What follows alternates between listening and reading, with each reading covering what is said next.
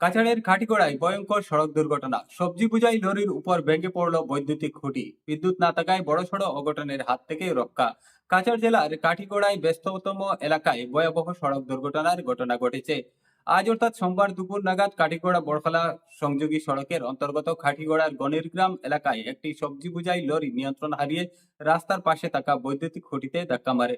ধাক্কার তীব্রতায় বৈদ্যুতিক খুঁটি ভেঙে পড়ে। সৌভাগ্যক্রমে ঘটনার সময় বিদ্যুৎ সংযোগ বিচ্ছিন্ন থাকায় বড় ধরনের অঘটনের হাত থেকে রক্ষা পেয়েছেন স্থানীয় বাসিন্দারা। দুর্ঘটনায় লরি চালক গুরুতরভাবে আহত হয়েছেন। স্থানীয়দের তৎপরতায় আহত চালককে উদ্ধার করে নিকটবর্তী হাসপাতালে পাঠানো হয়। জানা গেছে, সবজি বোঝাই লরিটি ইউটার্ন নিতে গিয়ে নিয়ন্ত্রণ হারিয়ে দুর্ঘটনার কবলে পড়ে।